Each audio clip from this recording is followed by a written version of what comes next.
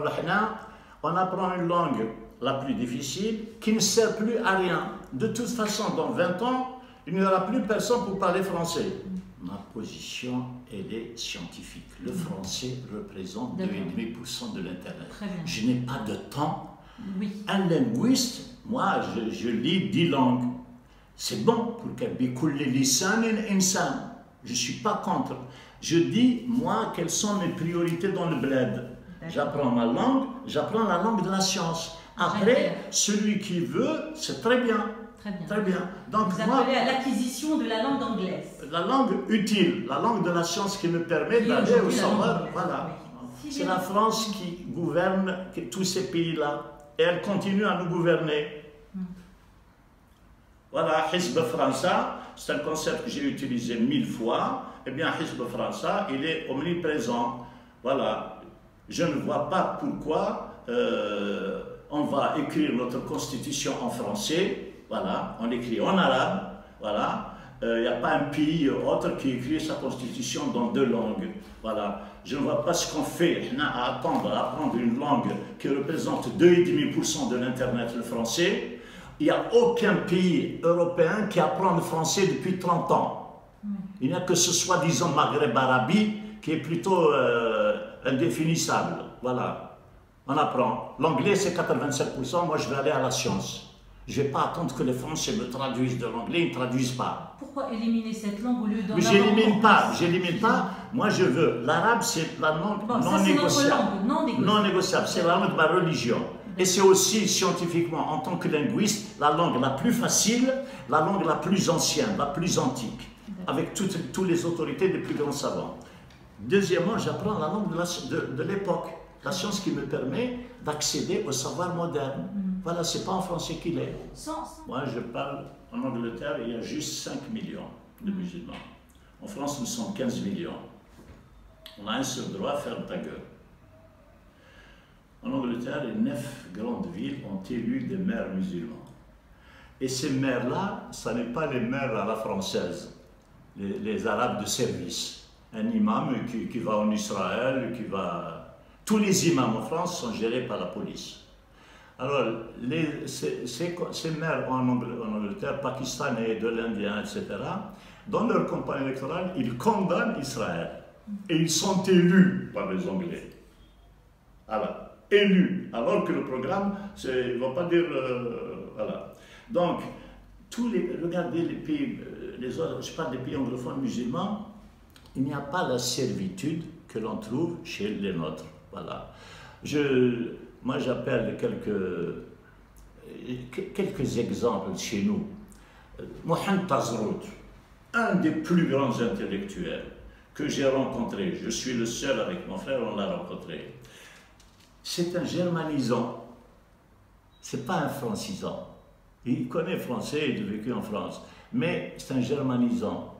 Alors, il écrit, c'est lui qui a traduit la seule traduction qui existe, le déclin de l'Occident.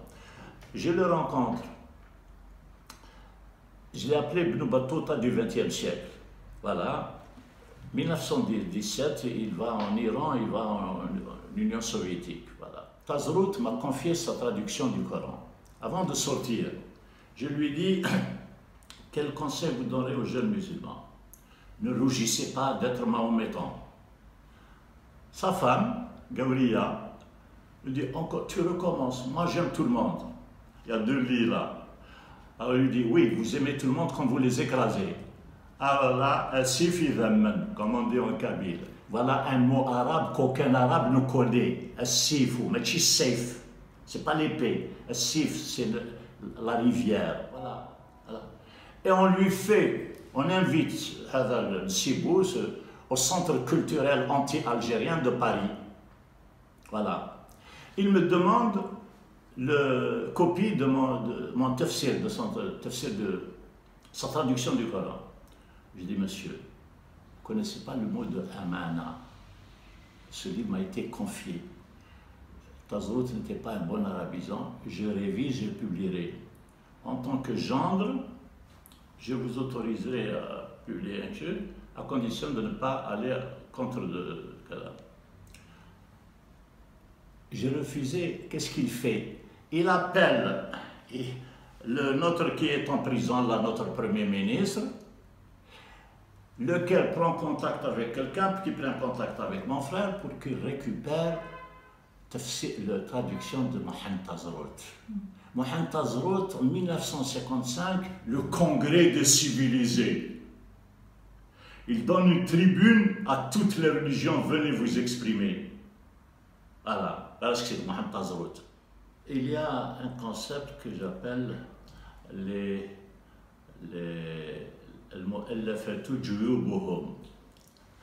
il y a des intellectuels, c'est des harkis intellectuels. Je vais citer un que normalement je n'aurais pas dû, parce que personnellement, Arkoun me rendait visite au moins une fois par mois, par 2 mois, il venait me rendre visite. Alors un jour il me dit, quoi qu'on fasse, ils ne seront pas satisfaits. Tu parles comme le Coran. Et puis, je dis, mais maintenant, tu sais, moi je fais une conférence sur la Bosnie la semaine prochaine. J'ai créé à l'UNESCO une association de solidarité avec la Bosnie, les victimes en Bosnie. Il n'est jamais venu. Donc, il vient me tenir un langage discrétionnaire et poli. Alors, Arkoun, c'est un savant. Vraiment, bien. Personne ne va remettre en cause ça. Oui, mais il écrit relire le Coran. C'était la mode, relire le Capital. Quand le communisme a fait faillite partout, donc on dit non, c'est pas ce qui. Si on a mal compris, on va relire le Capital. Donc il fait un truc, relire le Coran. Vous le citez Arkoun. Avant de le relire, il faut le lire. Alors, à l'époque, on l'invite à la mosquée de Paris. L'Observatoire, l'Express, je ne sais pas, un journal à l'époque, l'homme qui veut réformer l'islam de l'intérieur. Donc il commence sa phrase, c'est la première fois que je mets les pieds dans une mosquée depuis 20 ans. On a tous ri, parce que quand on veut réformer l'islam de l'intérieur, il faut quand même être à l'intérieur. Voilà. Un jour, je vais avec le pasteur Mathieu, comme disent les Marocains, Allah yarahmou bi rahmatin sara. Et moi, je crois qu'il était musulman. C'est un pasteur. Sa femme publiait chaque mois une revue des juifs antisionistes en Israël, militante comme extra. Lui, Rachid, vous ne savez pas ce qui vous attend, il faut lire l'histoire du protestantisme, pendant 100 ans, on nous a massacrés. Et après, vous allez payer le prix d'être musulman. On voit une conférence de Arkoun. Alors, Arkoun commence à parler. Pasteur Mathieu lui dit, Monsieur Arkoun, foutez la paix aux musulmans. Si vous n'êtes pas musulman, foutez la paix aux musulmans. Comment vous dites ça? Moi, je reviens d'Algérie. Oui, je reviens d'Algérie. Oui, moi, je suis retourné avec lui en Algérie. D'ici en Algérie, il y a un séminaire. Et puis, dans l'avion, il prend Ishrab al-Khamr. C'est bien, tu parlais de tafsir et maintenant, tu vois. Donc, il faut finir avec les menteurs.